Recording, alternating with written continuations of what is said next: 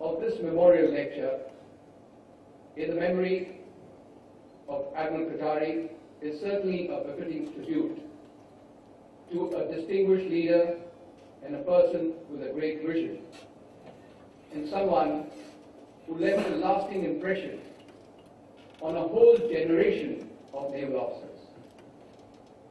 He holds an iconic place in Indian naval history as a charismatic personality, as an excellent seaman, a sound professional, a people's person with a heart of gold. He belonged to the pre-independence generation of naval officers who were the pioneers, and they laid the foundation of today's Indian Navy. Admiral Katari was a topper throughout his life, and he had many firsts to his credit. In his initial days, he studied in Hyderabad and was a brilliant student both at school and in college. In 1927, while he was studying for a degree in mathematics and science, he applied for the first course of training shipbuilding. He completed his training with distinction and was awarded the Viceroy's Gold Medal. Young Admiral Katari then went on to be a trainee pilot on the Hooghly River, but deep down in his heart somewhere, there was a quest for an adventure out at sea. The reason for that could have been the salt-laden sea breeze from the Bay of Bengal as he sailed down the Hooghly River, or perhaps the relationship between salt in the sea and a very interesting biological fact that we all have in our veins the same percentage of salt in our blood, which is the exact same percentage of salt in the oceans. And that is true not only for the salt in our blood, but also the salt in our sweat and in our tears. We are all therefore tied and connected to the oceans. And whenever we go back to the seas, either to watch it or to sail on it, we get the feeling of going back where we came from. And we get that attraction. And there is a call of the seas. It is perhaps this call of the seas that young Admiral Katari answered and chose the profession of arms. When we had the war clouds gathering over Europe for the Second World War, Admiral Katari was commissioned into the Royal Indian Volunteer Reserve on the 23rd of September 1939.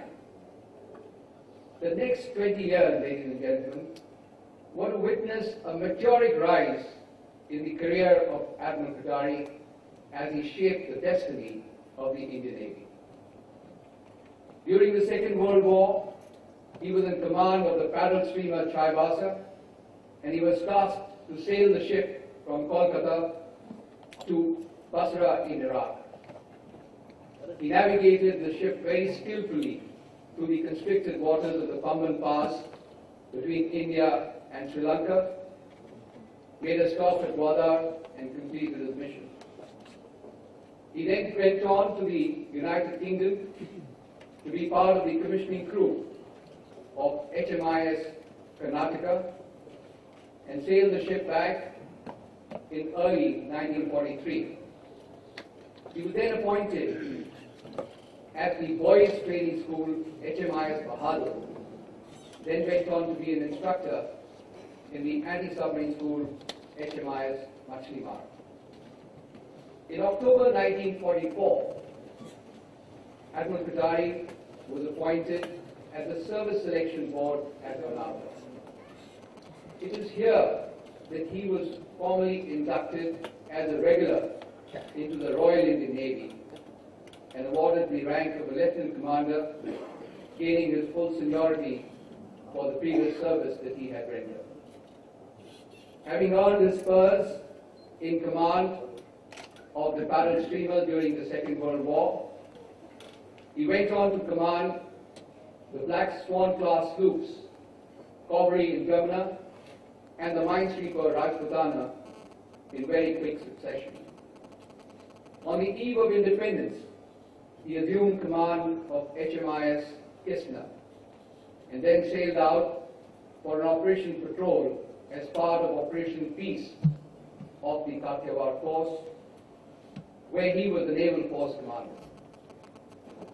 Admiral Katari then moved on to the United Kingdom for a very important assignment. As the first Indian to be the commander of the ship to be commissioned, that is the cruiser INS Delhi, which was to be the flagship of the Indian Navy. As you're all aware, INS Delhi, which was earlier the HMS Achilles, had distinguished herself during the Second World War during the Battle of the River Plate. We believe in the Navy that every ship has a soul.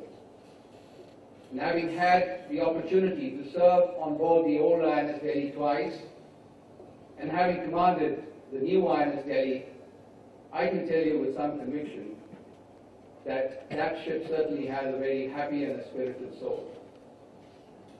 The crew of INS Delhi were happy to serve under their commander and went about their tasks in a most enthusiastic manner, full of josh and pride, and took the Royal Navy officers by surprise.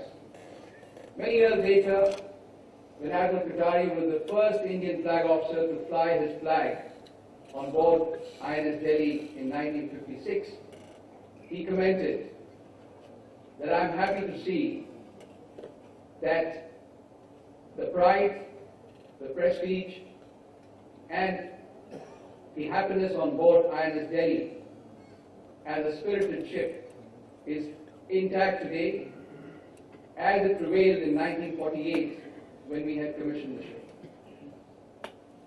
Every ship also reflects the personality of her captain.